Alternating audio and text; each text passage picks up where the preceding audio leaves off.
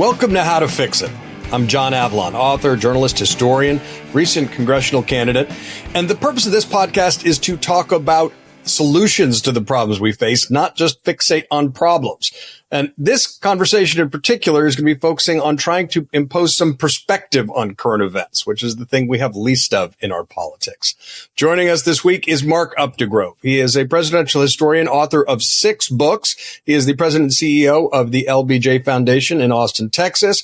He is the ABC News presidential historian and much, much more, and author of a great new book called Make Your Mark, which I have marked up for this conversation. Mark Updegrove, great to see you, my friend. Thank you, John. Always a pleasure being with you. You too. Listen, your book is really a vignette of recent presidents, beginning with Ford, and stories of how character helped make the office. It has long been my contention that character is the single most important quality in a president, dwarfing questions of ideology, party affiliation, anything like that. Is that how you see it? 100%. John, and I know from reading your books that you see it that way too, for sure. I mean, that whole theme underlies your book. But I have had the good fortune of knowing presidents and being able to spend time with them. And those are the presidents depicted in this book, from Gerald Ford to Barack Obama.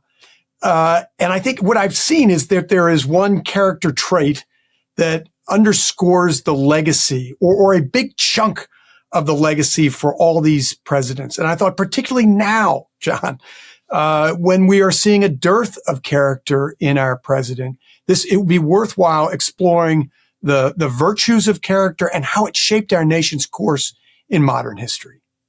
And that's what you do so well. I'll read in the introduction, you sort of distill the one sentence that might sum up the character of these presidents. You say Ford's instinct to do the right thing in the wake of Watergate, Jimmy Carter's mission to do good in peace and human rights, Reagan's optimism, changing the dynamic of the Cold War, restoring the nation's confidence, George H.W. Bush's humility, Bill Clinton's resilience and determination, George W. Bush's life-saving charge with PEPFAR, Barack Obama's grace. The words jump out at me: do the right thing, mission to do good, optimism, humility, grace. Do you see any of those qualities in President Trump? No, the one argument you could make is resilience. I don't see it so much in Trump as resilience. And the reason, so there are a lot of folks who say, well, how did you cover Clinton? Clinton has clear character deficits, right? But I think what I admire about Bill Clinton is his fierce desire to serve. And there are times that he got knocked down politically and personally, and he came back in order to serve the American people. That's what drove Bill Clinton. And you can see in his administration, he did a pretty darn good job, right? Historically high economic trends, a sustained period of economic growth that we've never seen before in our history, 4 budget surpluses turned in. He left with an all-time high approval rating of 64% for an outgoing president. His own approval rating was at an all-time high after the impeachment due to the Monica Lewinsky scandal. 72% of Americans. 72%. Right? It's astounding. But because, and they knew that, that he was lacking in character. They knew that he had bad judgment for embarking on that affair with a White House intern, without question. But they also saw him working for their benefit. They saw what he was doing for them, and compassion really marks Bill Clinton's character as well as resilience. So I don't see it. To answer your question, John, I don't see. There's certainly resilience in Trump, but I think it's more defiance, and that defiance there's a good part of that defiance. We saw him rise from that assassination attempt and pump his fist and come back to fight another day. On the other hand, there are mostly downsides to that defiance as they relate to defying constitutional and conventional norms to this nation's detriment. But let's dig into that point about Bill Clinton, because he is resilient. But as you point out, it is a difference of forgiveness. You tell a story about visiting Robben Island with Nelson Mandela, where Nelson Mandela effectively says, look, yes, did I hate my captors? Sure. But I never let them affect my heart or my mind, because those are the two things I could always control.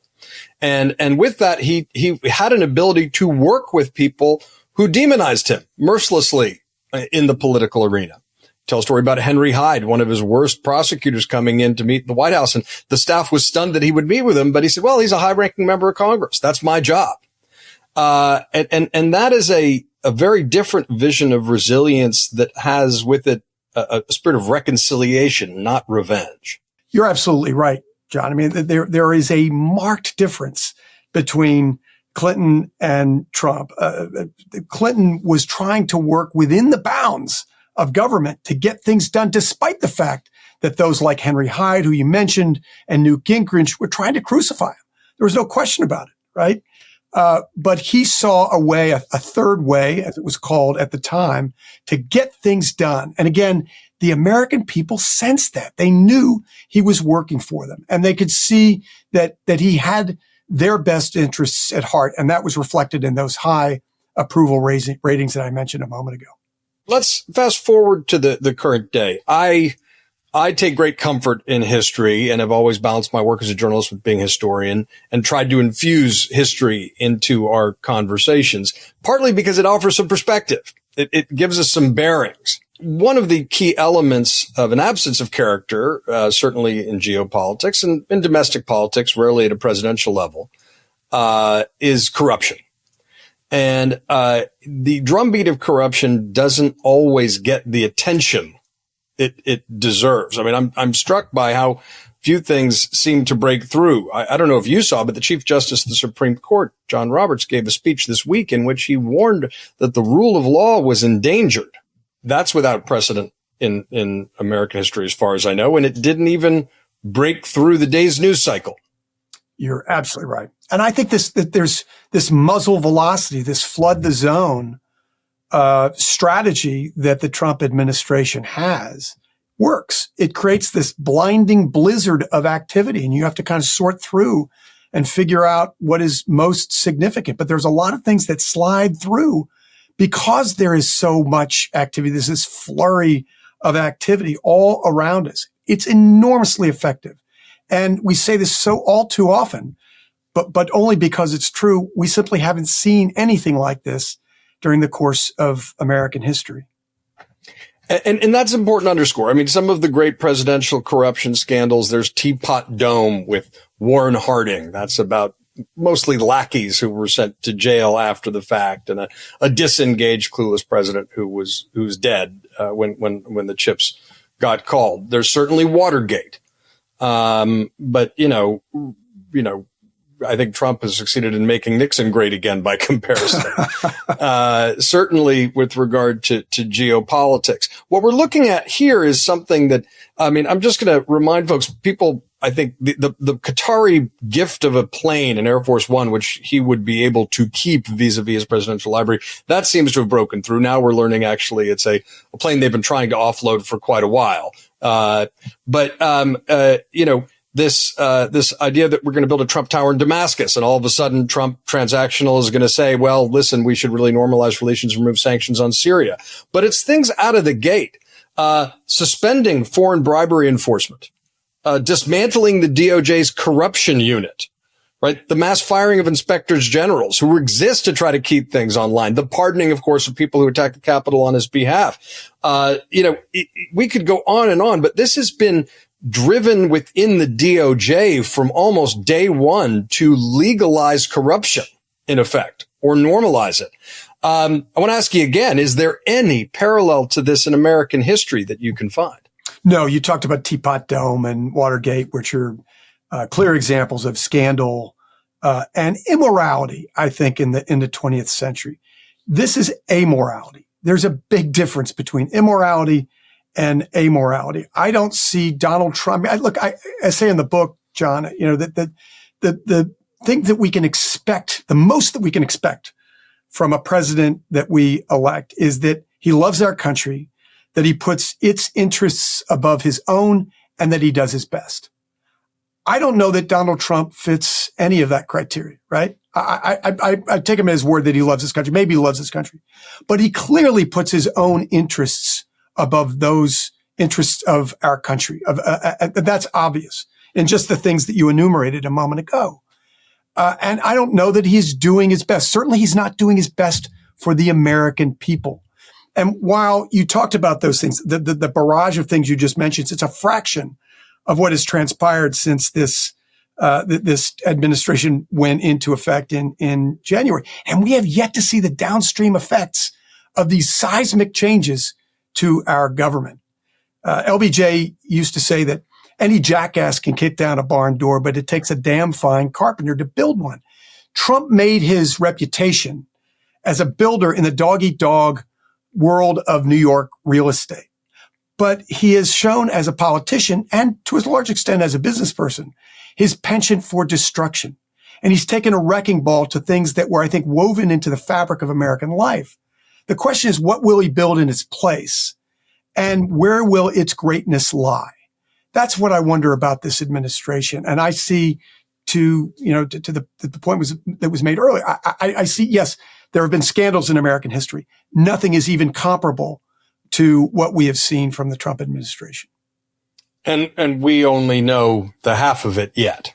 To your point, it will get worse. We will know. Yeah, I think we're only in mile 2 of the marathon that will be Trump's second term. But a lot of these changes have taken effect, but we don't know what the consequences will be say to the weakening of FEMA or NOAA. If there's a natural disaster in the offing, right? What happens then? We have yet to see that. And while, Elon Musk can show the Doge tallies of those heads that have been on the chopping blocks and those rifts that have taken place, we don't ultimately know what that's going to mean until certain things happen, as they inevitably will. Well, what we do know is that the alleged savings from waste, frost, and abuse were dwarfed by what was actually found. That what was found seems to be politically motivated gutting of institutions and individuals that will have downstream effects. The idea of a nonpartisan civic service, the idea of USAID. I mean, we're already learning that. I mean, the impact on, for example, you mentioned NOAA and FEMA, and we will see that impact. CDC is another example. There's so many examples, right? Yeah. I mean, we've left stranded, Afghanis who we were supporting and educating. Line items that haven't even broken through. And so I think that is profound. But what's strange to me is you talk about Reagan's optimism. What I think folks don't necessarily remember is that Donald Trump was railing against Reagan in the 1980s, saying America was weak then. Yeah. One of the few people who say that America was weak in the 1980s. Right. And so clearly, that's a penchant. There's no optimism. We know there's no humility. There's no mission to do good, but there's no optimism. And yet, so it brings us to this question of what we look to from American history. You and I are both historians. I think that we both have a love of country and a sense that the presidency is a bit of a morality play and made more interesting by the very human character of the individuals who inhabit it. The idea that, power doesn't corrupt, power reveals, in the words of Bob Caro. And so there's an element of civic religion where we feel patriotic looking at the story of American history, and that by and large we get it right ultimately. How do you understand, as a patriot and historian who spent time with so many former presidents, including a book on both Bushes, in which you interviewed them extensively, this decision to reelect a man who had tried to overturn an election on the back of a lie that led to an attack on our Capitol? What does that say about America's message to the world and about our ability to inspire future generations? The answer, John, I'm not sure there is a neat, crisp answer to that question. And you and I have talked enough offline that I know we're both vexed by this. I don't understand why we would gravitate toward Donald Trump. There's that old phrase, I believe from Maya Angelou, or maybe it's Alice Walker, that when someone tells you who they are, listen. And Donald Trump has told us who he is since he began to be a fixture in public life. I was in New York in the 1980s when he was tabloid fodder, and he was certainly not somebody known for his good character, right? And we've seen that throughout the course of his business life, his life as a celebrity, and now his life as a politician. I don't know. I think that there are two factors that led to the election once again of Donald Trump for this second term in office. One is the obvious one. It's economics. And there was the view that Donald Trump was more effective on the economy than Kamala Harris would have been, despite the enormous advances economically in the Biden administration. We were on a very good track when Donald Trump inherited the Oval Office on January 20th. The Economist declared that America's economy was the envy of the world, and that was trashed within the first 100 days. That's exactly right. That's exactly right. And again, there's that wrecking ball coming through, right? And so, it's the old trite phrase, it's the price of eggs, it's the price of gas. And I do believe there's some truth to that. After a long inflationary period. We saw the damage that an inflationary economy did in the 1970s, for instance. It helped to tank the political prospects of Gerald Ford and then Jimmy Carter. So we know that's a powerful thing. Kitchen tables are always going to be important. I think the one that people don't talk about as much, John, is the cultural disaffection among many Americans. I think there might have been an overcorrection after the murder of George Floyd. As tragic as that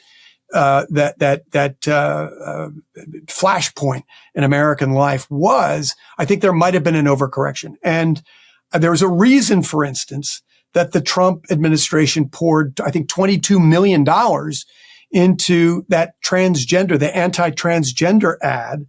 Well, it was a lot more than that.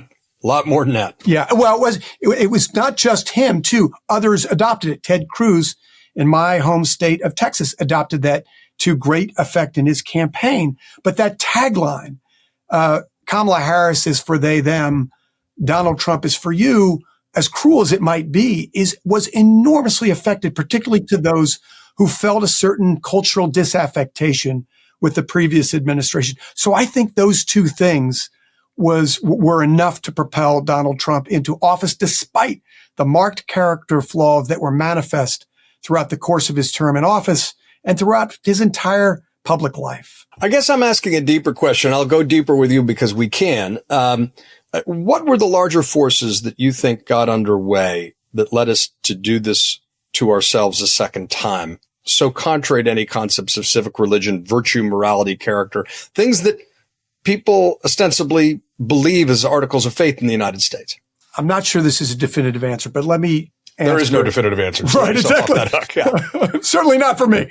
No. I think there are two things at work. One is I don't think Americans from my generation forward have been asked for anything from our country. And I think that's really important. I mean, we saw our parents, our grandparents soldier the challenges of the Great Depression and World War II and a Cold War as well. And Americans largely came together through those crises. And we, in many cases, sacrificed something for the country that has given us so much. And it sounds trite, but we've not been asked for anything from our country. I admire tremendously the fact that you ran for public office. In so doing, I think you were sacrificing things. I mean, I know you have a wonderful family and your kids are young. So you were making sacrifices to do something at a crucial time in your country's history. I admire that tremendously, but you chose to do that. There's so many times in American history where a crisis altered attitudes across our country. We came together to ensure that our country didn't slip further into crisis. And I think that's part of it. I think the other thing, and this is part of your world too, John, I think it's the fragmentation of the media landscape. That's as much a part of this as anything. And I think that's the greatest long-term threat to our democracy. I think the short-term threat is sitting in the Oval Office right now. Donald Trump is an existential threat to democracy. We knew that before. We know that now more than ever. But I think longer term, it's that fragmented media landscape where you can live in an alternate reality. You don't have three networks anymore. We understand that. But I think there are so many things that, for instance, social media purveyors can do with impunity. And they want to engage you by enraging you. And often that means sending you down a rabbit hole of, I think, in many cases, extreme conservatism. Can also mean extreme liberalism, but I think there's a more potent strain of extreme conservatism.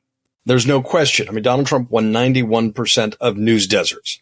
And I think that's about two things, right? It's about the hollowing out of local media, the decrease of trust in communities because there's not that common currency of communication. It's also, though, about when you don't have local media, you spend more time on your phone.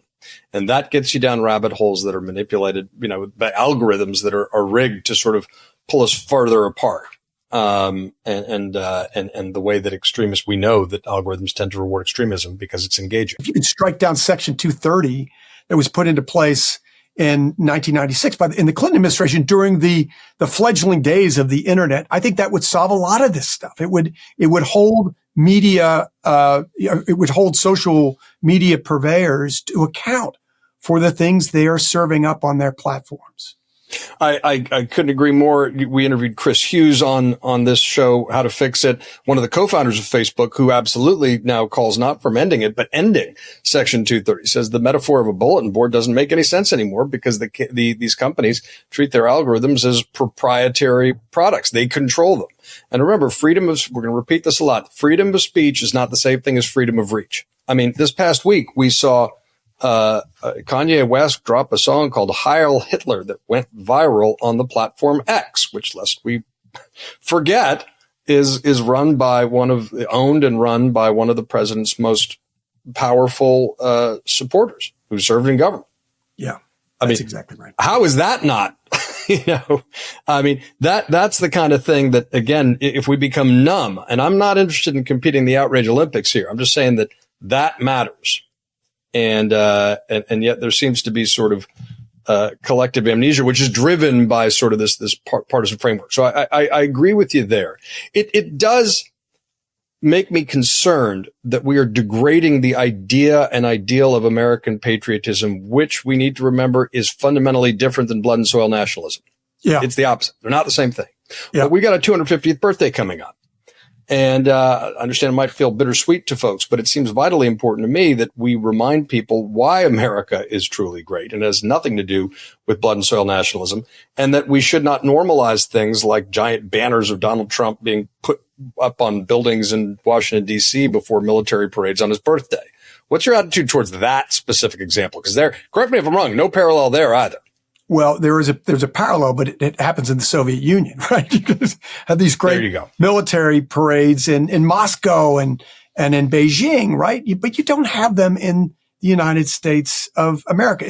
I find it ironic that it's being done probably in the shadow of the Lincoln Memorial. One of the things that makes America great, in my view, that made the greatest nation that has ever existed in the history of this planet is this duality between strength and compassion. We are not just known for our strength. We're also distinguished by our compassion. And if you look at the Lincoln Memorial, you see the arms outstretched of Abraham Lincoln on the arms of his chair. And there is one hand that is balled up in a fist, and that's meant to symbolize strength. The other one is outstretched, and that's meant to symbolize compassion. And Lincoln embodies that. I mean, you wrote about this so well in your book about Lincoln, John. You've got not only Lincoln's determination to win the Civil War at all costs in order to keep the Union whole, but also his reaching out to the vanquished South to bring them back into the fold with malice toward none, with charity for all. That, to my mind, is really the essence of what makes America great. It's not just our greatness in terms of our military might or our economic might. It's our compassion. It's our goodness that makes us great as well. I mean, I think that's such an important point to underscore. We cannot honor and elevate a person who does not exemplify really any of those virtues and do it wisely as a nation. I think what you're just describing, Abraham Lincoln's greatness, and this is his contemporaries understood, and I wrote about this a lot. Sherman wrote about this, but many of his contemporaries did, is that his greatness was inseparable from his goodness. His goodness is what made him great. Or as Bill Clinton, I believe, said later, it's not just the example of our power, it's the power of our example. Yeah. And that's rooted in character. You know, my hope is, as we face this 250th anniversary as a nation, is that we can redeem something for it. We shouldn't be in denial about the dangerous place our nation is in, about the way our democracy has been degraded in the eyes of the world. But we as citizens should take ownership. And my hope is that we can try to inculcate an idea of building a fourth founding generation. You know, there's the founding generation, of course. The second founding is Lincoln. Some people gear the fourth founding to somewhere between the New Deal and the Great Society, the Civil Rights Movement.